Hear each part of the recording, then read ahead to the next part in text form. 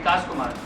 ये विकास कुमार के बता दें कि ये सेंटर हेड भी है इसी इंस्टीट्यूट का, जीनियस इंस्टीट्यूट ऑफ टेक्नोलॉजी। जो कैंडिडेट है उसका जो कंप्यूटर सिस्टम उसको हैंडल करना स्टार्ट कर देता है। उसमें रहता क्या है कि कैंडिडेट सिर्फ बैठा हुआ है वहाँ पे और उसे कुछ करने की ज़रूरत नहीं है, बाहर से रिमोटली हैंडल होता है। उसमें ABCD करके जो ऑप्शन रहता है वो बाहर से कोई ना कोई व्यक्ति जो सही उत्तर होता है उसको टिक कर देता है। संजीत कुमार वो इन्विजिलेटर है, तो परीक्षार्थियों पर नज़र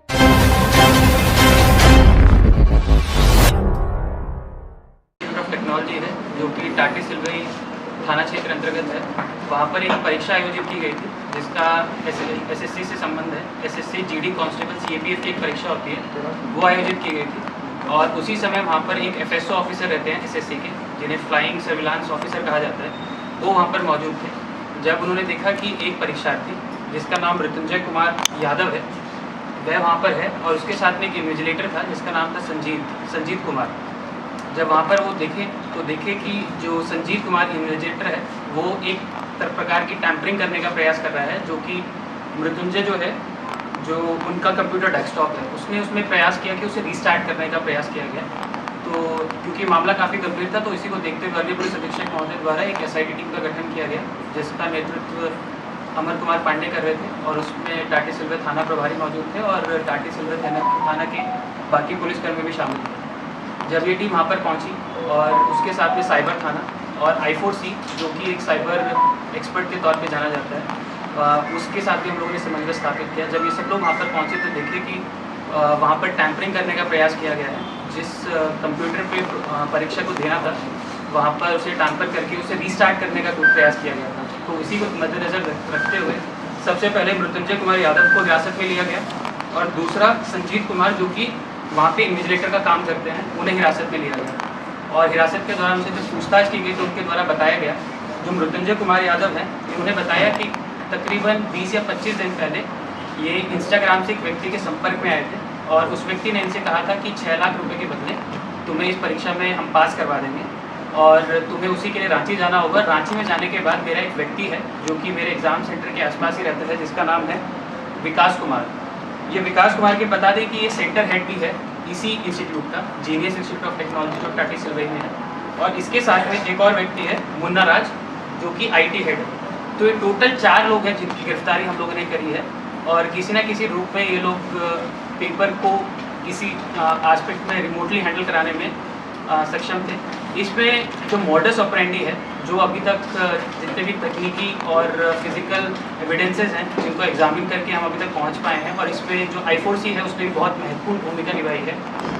जो पंडरा OP में कुछ दिन पूर्व एक MO सामने आया था जिसमें बताया गया था कि जो रिमोटली हैंडल किया जाता है जो कंप्यूटर सिस्टम होता है, सिमिलर MO भी यहाँ पे था। बट यहाँ पे एक चीज़ अलग थी कि उसमें बताया गया था कि पिछली बार कि उन लोग का कपड़ा पहनने का स्टाइल या फिर जिस तरह के कपड़े पहन के आते हैं वो पहले से शेयर कर दिए जाते हैं। इस बार के MO में क्या है, जो इन्विजिलेटर है वो परीक्षार्थी को जानता है और वो वहाँ पर जाकर जिस अभ्यर्थी को जिस कंप्यूटर पे परीक्षा देनी है उसको रीस्टार्ट करता है। आपको थोड़ा सरल भाषा में बताना चाहेंगे कि ये टेक्निकली होता कैसे है। देखिए, कोई भी एग्ज़ाम सेंटर होता है उसमें एक मास्टर कंप्यूटर होता है। मास्टर कंप्यूटर से बहुत सारे कंप्यूटर जुड़े होते हैं जिस पे डिफरेंट कैंडिडेट्स बैठे होते हैं और अपना परीक्षा दे रहे होते हैं। इसी में एक 2-3 चीज़ें और होती हैं। एक सर्वर होता है जहाँ पे पूरा डाटा स्टोर हो रहा होता है और एक होता है फायरवॉल। फायरवॉल का जो यूसेज वो है कि कोई भी अगर बाहर से अटेम्प्ट करता है परीक्षा में कुछ भी मतलब टैंपरिंग करने का, वो ना हो सके। ये लोग करते क्या हैं कि किसी प्रकार से जो सेंटर के लोग हैं, जैसे इस जीनियस इंस्टीट्यूट ऑफ टेक्नोलॉजी में जो सेंटर का हेड है विकास कुमार, ये किसी तरीके से जो मास्टर कंप्यूटर है उसका एक्सेस प्राप्त कर लेते हैं। एक्सेस प्राप्त करने के बाद जो स्टूडेंट है उसका IP ये लोग ग्रांट कर लेते हैं और वो IP को बाहर किसी के व्यक्ति के पास में शेयर कर देते हैं। और वो व्यक्ति को जैसे ही IP मिलता है वो रिमोटली हैंडल जो कैंडिडेट है उसका जो कंप्यूटर सिस्टम उसको हैंडल करना स्टार्ट कर देता है। उसमें रहता क्या है कि कैंडिडेट सिर्फ बैठा हुआ है वहाँ पे और उसे कुछ करने की ज़रूरत नहीं है, उसे सिर्फ सेव एंड कंटिन्यू करता है। मान लीजिए कि एक परीक्षा में 100 क्वेश्चन आ रहे हैं डेस्कटॉप पे, तो बाहर से रिमोटली हैंडल होता है। उसमें ABCD करके जो ऑप्शन रहता है वो बाहर से कोई ना कोई व्यक्ति जो सही उत्तर होता है उसको टिक कर देता है और अभ्यर्थी का सिर्फ यही काम रहता है कि उसको सेव एंड कंटिन्यू करके आगे बढ़ जाए। तो इस तरीके से ये लोग ऑपरेट करते थे।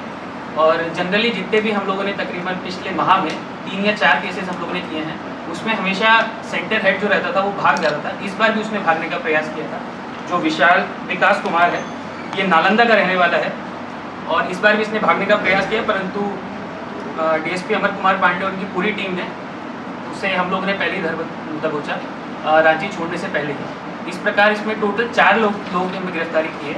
इसमें सबसे पहला जो व्यक्ति है वो है मृत्युंजय कुमार यादव, जो भी अभ्यर्थी था, जो ये बेसिकली सिवान का रहने वाला है बिहार से, और इसको अपना सेंटर बिहार डालना चाहिए था, पर जिस व्यक्ति से संपर्क में आया था उसी के कहने पर इसने अपना सेंटर रांची में डाला था, क्योंकि रांची में जो विकास कुमार है जिससे इंस्टाग्राम पे इसकी बात हुई थी उसके संपर्क में था, और विकास से आने के बाद ये कल सुबह परीक्षा 10 बजे से लेके थी, 10 बजे से 11 बजे के बीच में थी। उससे पहले 8 बजे आने के पश्चात ये विकास से मिला था और सारी की सारी सेटिंग इसने विकास के साथ मिलकर की थी। जो दूसरा व्यक्ति है इसमें संजीत कुमार, वो इन्विजिलेटर है, तो परीक्षार्थियों पे नज़र रखता है, किस किस परीक्षार्थियों को हमें चिन्हित करना है, किसका परीक्षा हमें पास करवाना है, उस पर नज़र रखता है। और दूसरा है मुन्ना राज, जो IT हेड है। मान लीजिए कोई भी IT लेवल तकनीक की समस्या आती है तो उसी के बहाने ये किसी ना किसी अभ्यर्थी के पास पहुंच जाता है, वहीं पे कुछ ना कुछ रिस्टार्ट करके या फिर फायरवॉल को बाईपास करने का ये लोग सिस्टम ऑलरेडी उसमें रखते हैं, उस पर किसी ना किसी तरीके से कुछ ना कुछ सपोर्ट करता है। रही जो जब्ती है, इस पर हमने 2 मॉनिटर हम लोगों ने जब्त किए हैं। इसके अलावा 3 CPU हैं जब हम लोग जब्त कर पाए हैं, और एक वाईफाई डिवाइस है जिससे रिमोटली एक्सेस ये लोग करने का प्रयास करते थे, वो हम लोग ने जब्त किया है। 2 कीबोर्ड हैं, 2 माउस हैं और 3 मोबाइल एंड्रॉयड फ़ोन हैं। और इसके अलावा हमें 5 चेकबुक भी मिली हैं, जिससे अगर परीक्षार्थी का पास हो जाता है तो उसी चेकबुक को यूज़ करके ये लोग उनके अकाउंट से निकासी किया करते हैं। और इसके अलावा 2 अभ्यर्थियों का एडमिट कार्ड हमें और मिला है, जिस पर हम लोग अभी अनुसंधान कर रहे हैं और उसमें भी कुछ ना कुछ प्रगति हमें मिलेगी। इसमें एक इम्पॉर्टेंट चीज़ और है, तकरीबन 50 मीटर दूर एग्जामिनेशन सेंटर से जो रिमोटली जो हैंडल किया जाता है, वो जगह भी हम लोगों ने चिन्हित इस बार कर ली थी, और वो भी जगह भी हम आइडेंटिफाई कर पाए थे, और वहाँ से भी हमने 2 मॉनिटर्स और 2 CPU हम लोगों ने जब्त किए हैं। तो वो सारी चीज़ें उसी जगह से 50 मीटर दूर से ही हैंडल की जा रही है जी। ये लोग जैसे विकास, जो मैंने आपको बताया, जो सेंटर का हेड है जहाँ पे रहा करता था, वहीं पे एक्चुअली इसने इंस्टॉल करके रखी थी सारी चीज़ें, और वहीं से किसी तरीके से ये रिमोटली हैंडल करता था। सर, जो भी परीक्षार्थी होते हैं वो कुछ ले जाने नहीं दिया जाता है, तो उसका IP एड्रेस या पासवर्ड बाहर कैसे आया था?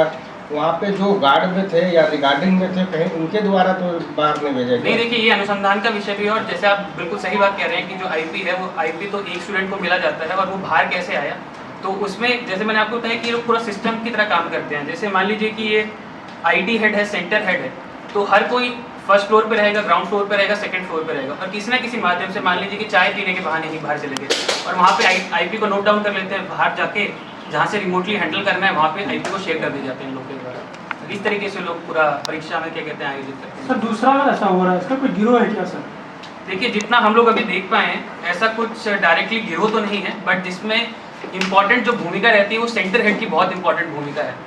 तो जैसे इसमें भी जो विकास कुमार है, जो सेंटर हेड है, वो मूल रूप से मिला हुआ है, और तकरीबन पिछले 2 या 5 महीनों में कुछ ना किसी परीक्षा में इसने प्रयास किया पर कभी सफल नहीं हो पाया। तो अगर सेंटर हेड अगर इन्वॉल्व नहीं है तो हमें नहीं लगता है कि इस परीक्षा में किसी भी तरीके से हम लोग फ्रॉडुलेंटली किसी भी चीज़ को अचीव कर सकते हैं और परीक्षा फेयर मैनर में करवा सकते हैं। किसकी परीक्षा?